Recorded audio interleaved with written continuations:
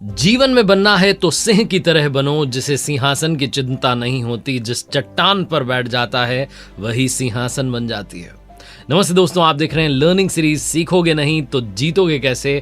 2011 का cricket world cup जिसने इतिहास बदल दिया था। 1983 के बाद बहुत लंबा इंतजार खत्म हुआ और भारत ने महेंद्र सिंह धोनी की कप्तानी में विश्व कप जीता। सचिन तेंदुलकर का सपना पूरा हुआ।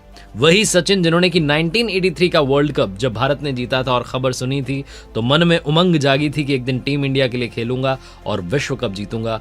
वो सपना पूरा हुआ। 2023 का क्रिकेट वर्ल्ड कप अगर टीम इंडिया जीतना चाहती है तो 2011 के वर्ल्ड कप की यात्रा से काफी कुछ सीखना होगा। आइए बात करते हैं उन 5 बड़ी लर्निंग्स की जो टीम इंडिया के लिए भी फायदेमंद है और हमारी लाइफ में भी बहुत फायदे की है। 5 लर्निंग्स 2011 विश्व कप की यात्रा से जिनके बारे में बात करना चाहता हूं। सबसे पहली लर्निंग जो कि हमारी टीम इंडिया की 2011 में जो कि मेंटल कंडीशनिंग के लिए काम कर रहे थे, mental conditioning coach, strategic leadership coach Paddy Upton उन्होंने दी। उन्होंने कहा कि 2011 वर्ल्ड कप की यात्रा से मैंने सीखा कि घबराने से मत डरिए, लेकिन दूसरों के मुकाबले थोड़ा सा कम घबराइए। ऐसा नहीं कि टीम में लोग नर्वस नहीं थे, लोग नर्वस थे और ऐसे भी मोमेंट्स आए थे कि टीम को लगा कि क्या होगा, लेकिन टीम ने कमाल करके दिखाया। वो कहते हैं कि आपको समय आने पर फ्रंट से लीड करना चाहिए। हर इंसान के अंदर वो काबिलियत होनी चाहिए। 7 मैचेस तक महेंद्र सिंह धोनी ने अच्छी बैटिंग नहीं की थी। फाइनल से पहले के जो 7 मैचेस थे बल्ले से रन नहीं आ रहे थे, लेकिन फाइनल में उन्होंने इन फॉर्म चल रहे और मैन ऑफ द टूर्नामेंट रहे युवराज सिंह से कहा कि मैं आपसे पहले बैटिंग करने के लिए जा रहा हूं और 91 रन बनाए, जिसमें कि वो कमाल का छक्का जो विनिंग 6 है वो भी शामिल है। और महेंद्र सिंह धोनी ने बताया कि घबराने से बात नहीं बनती। घबराओ, हो सकता है आपके अंदर घबराहट रहे, लेकिन थोड़ी सी कम होनी चाहिए ताकि बाकी लोगों से आप आगे निकल जाएं। एक बात और जो कि पैडी अपटन कहते हैं कि हम लोगों ने ये ऐसा नहीं कि हमने गलतियां नहीं की, हमने गलतियां की लेकिन शायद औरों से कम की। हम लकी रहे कि दूसरों की जो गलतियां थी उसके लिए उन्हें ज़्यादा पनिशमेंट मिली और हमें ज़्यादा पनिशमेंट नहीं मिली। हमारी गलतियां छुपी रह गईं और हमने कमाल करके दिखा दिया। यानी कि जीत में भी विनम्र बने रहना बहुत आवश्यक है। यही पहली लर्निंग जो है 2011 के विश्व कप से हमें मिलती है। दूसरी बड़ी लर्निंग जो कि 2011 की वर्ल्ड कप यात्रा से मिलती है वो ये है कि भरोसा रखना सीखिए। कई बार ट्रस्ट इश्यूज की वजह से चीज़ें आपकी लाइफ में सही नहीं होती हैं। हमारी टीम इंडिया का जो बैटिंग ऑर्डर था एक बार तो ढह गया था वर्ल्ड कप की यात्रा जब शुरू हुई थी, लेकिन क्वार्टर फाइनल में टीम पहुंच गई और मिडिल ऑर्डर को मजबूती देने के लिए क्वालिटी बैटर्स की जरूरत थी तो सुरेश रैना को लाया गया। हालांकि सुरेश रैना अच्छा परफॉर्म नहीं कर रहे थे, फेल हो रहे थे बार बार, लेकिन उस मैच में क्वार्टर फाइनल से एक मैच पहले उनको लाया गया। उस मैच में उन्होंने इतनी अच्छी फील्डिंग की कि बाकी की टीम के जो प्लेयर्स थे उनकी फील्डिंग की क्वालिटी बढ़ गई और फाइनली सुरेश रैना ने क्वार्टर फाइनल में, सेमीफाइनल में बहुत अच्छी परफॉर्मेंस दिखाई और वो भी ऑस्ट्रेलिया, पाकिस्तान जैसी बड़ी टीम्स के सामने जिनके पास में अच्छी गेंदबाजी थी। साथ ही उन्होंने ऑलराउंड गेम से जो है ऑलराउंड परफॉर्मेंस उन्होंने दी और बतौर ऑलराउंडर उन्होंने टीम इंडिया को बहुत आगे पहुंचा दिया, क्वार्टर फाइनल हो या सेमीफाइनल हो। ऐसे ही साउथ अफ्रीका के खिलाफ इंडिया आखिरी ओवर में मैच हार गई थी। आशीष नेहरा उसमें गेंदबाजी कर रहे थे, लेकिन उसके बाद भी महेंद्र सिंह धोनी ने उन पर भरोसा जताया और उन्हें सेमीफाइनल में मौका दिया। यानी कि पाकिस्तान के खिलाफ जो मैच हुआ उसमें भी टीम इंडिया ने कमाल करके दिखाया।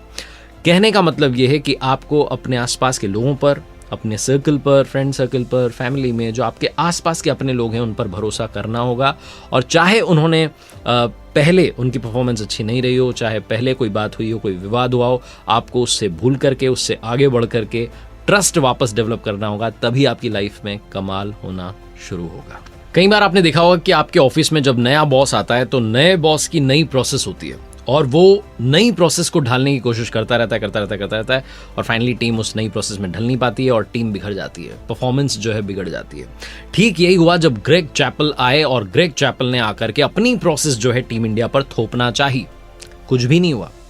2007 का जो वर्ल्ड कप था टीम इंडिया बुरे तरीके से हार गई।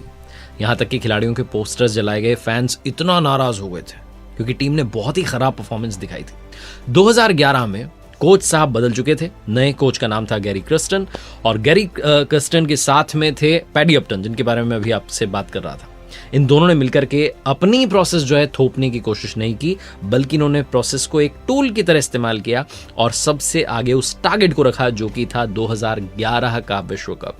तो आप जहां कहीं भी जाएं अपनी प्रोसेस थोपने की कोशिश ना करें। याद रखें कि हमें अपने लक्ष्य की तरफ आगे बढ़ना है। प्रोसेस कोई सी भी हो सकती है। अगर आप ज़बरदस्ती नई प्रोसेस लाने की कोशिश करेंगे तो हो सकता है कि अब तक की जो आपकी यात्रा रही है वो भी गड़बड़ा जाए।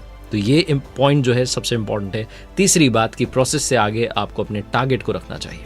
चौथी बड़ी लर्निंग जो कि आपको सीख लेनी चाहिए कि सिर्फ जीतने की प्लानिंग मत कीजिए, जीतते रहने की योजना बनाइए। पैडी अपटन जो कि मेंटल कंडीशनिंग कोच थे, उन्होंने लर्निंग बताई कि भैया 3 साल तक हमने वर्ल्ड कप जीतने की योजना बनाई, धोनी, गैरी कर्स्टन और मैं, हम सब बैठ के बात करते थे, लेकिन उसके बाद आगे क्या, उसके बारे में बात ही नहीं हुई। तो इंडिया की परफॉर्मेंस खराब रही, 18 महीने तक टीम इंडिया सही नहीं खेल पाई। वो कहते हैं कि पहाड़ पर चढ़ने वाले जो लोग होते हैं उसमें से 80% तब दुनिया छोड़ जाते हैं जब वो उतर रहे होते हैं, क्योंकि चढ़ने की प्लानिंग तो बना लेते हैं, उतरने की प्लानिंग नहीं बनाते। तो लाइफ में जीतने की प्लानिंग मत बनाइए, जीतते रहने की प्लानिंग बनाइए। ये आपकी लाइफ में बहुत बड़ा चेंज लेकर के आएगी। और आखिरी इंपॉर्टेंट लर्निंग ये है कि आपकी टीम ने चाहे जैसी परफॉर्मेंस दिखाई हो, उन्हें हमेशा फील गुड जो है वो करवाते रहिए। विश्व कप जीतने के बाद में हर कोई ट्रॉफी के आसपास इकट्ठा हुआ, लेकिन धोनी जो थे वो पीछे रहे और उन्होंने कहा कि ये ट्रॉफी जो है पूरी टीम की है। उन्होंने तस्वीरों में बने रहने की कोशिश नहीं की। उन्होंने लोगों से कहा कि सचिन तेंदुलकर को कंधे पर बैठाते हैं और पूरे ग्राउंड का चक्कर लाते। तो टीम के जो कुछ सदस्य थे वो सचिन को अपने कंधे पर बैठा करके पूरे जो ग्राउंड था उसका चक्कर काट रहे थे। क्या कमाल का मोमेंट था। लेकिन उस कमाल के मोमेंट में धोनी ने हम सबको ये लर्निंग दी कि आप अपनी टीम को आगे रखिए और टीम को हमेशा ये महसूस करवाते रहिए कि जो भी कुछ हो पाया है वो आपकी वजह से हो पाया।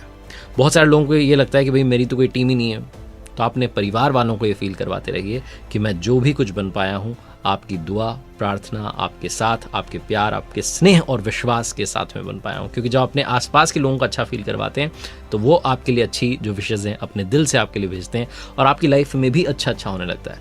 तो हमेशा टीम को ये फील करवाते रहिए कि आप बहुत काबिल हैं, आपने बहुत सारी जो है मेहनत की है और उसी का रिजल्ट हमारे सामने आया है। तो बहुत सारी लर्निंग्स हैं जो कि 2011 का विश्व कप हमें देता है, चाहे वो प्रोफेशनल फ्रंट की बात हो, पर्सनल फ्रंट की बात हो या क्रिकेट की दुनिया में टीम इंडिया के लिए 2023 का वर्ल्ड कप जीतने की बात आई है, तो उनके लिए भी ये लर्निंग्स बहुत इंपॉर्टेंट है। देखते रहिए मेरे साथ हर सोमवार सुबह 9:30 बजे एक नई कहानी, हर शुक्रवार सुबह 9:30 बजे लर्निंग सीरीज का एक नया वीडियो। कर दिखाओ कुछ ऐसा कि दुनिया करना चाहे आपके जैसा।